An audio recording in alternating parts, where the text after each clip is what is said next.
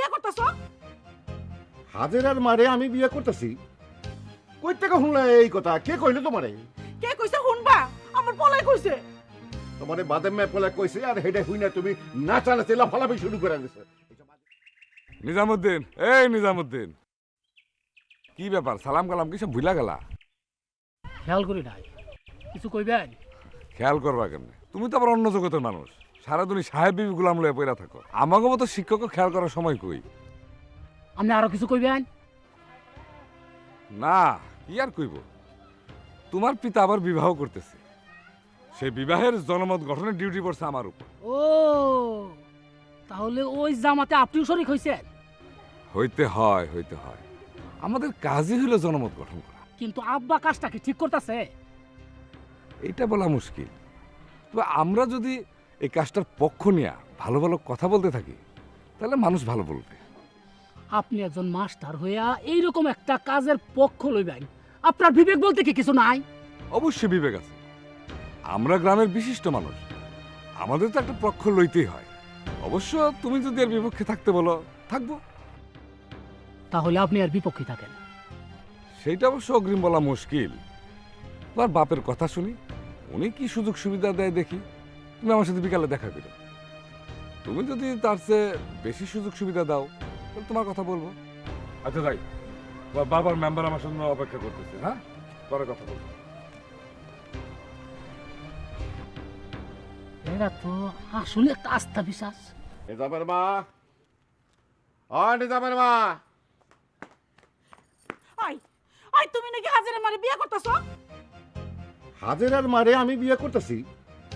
কই থেকে শুনলে এই কথা? কে কইলো তোমারে? কে কইছে শুনবা? আমার পলাই কইছে।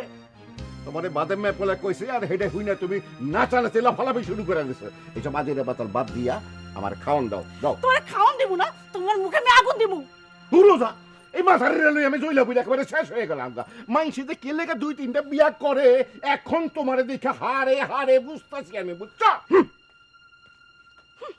খালি বিয়া আর বিয়া। সমীর বুড়ার 3 কাঠা জমির দাম ধরো কাঠা প্রতি 1.5 লাখ টাকা করে হইলে 4.5 লাখ টাকা। আর তোমার ধরো ওই টিনের ঘর, তারপরে গাছপালা সব মিলে আরো 1.5 লাখ, কত হয়? 6 লাখ। দাম দর একটু এদিক ওদিক হইবার পারে। যাগা, এই 6 লাখের মালিক হইব তুমি, ঠিক কিনা? না মানে আসলে টাকা পয়সা না, টাকা পয়সা তো হইলো হাতের ময়লা, আইজ আছে কাল নাই। আসলে একটা এটিএম মাইয়ার গতি হইব, এইটাই হলো আসল কথা। দেখেন, সমীরের দিল আমার চাচা আর হাজেরা আমার ভাতিজি। আমার ভাতিজির প্রতি আমার একটা কর্তব্য আছে, তাই না? হইল দি, আমার লগে কর্তব্যের বাজনা বাজায় না। আদামরা বুড়া চাচারি রাইখা নিজের বয়স্ক ভাতা নিতেছ, আবার কর্তব্য বাড়াও। গত ইলেকশনে আমি কিন্তু আপনার জন্য কম কিছু করি নাই।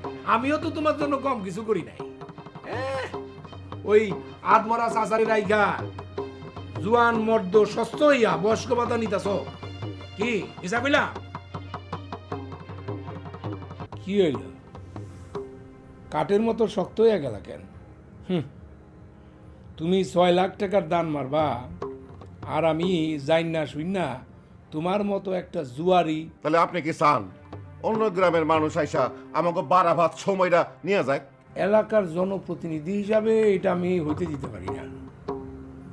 আমার এলাকার সম্পদ আরেক এলাকায় পাচার হয়ে যাব, এই কারণে তো পাবলিক আমারে ভোট দেয় নাই। দরকার হইলে আমি নিজেই। এইটা আপনি কি কোন মেম্বার সাহেব? কিন্তু এলাকার সম্পদ রক্ষা করার জন্য আমার আর কি করার আছে গো?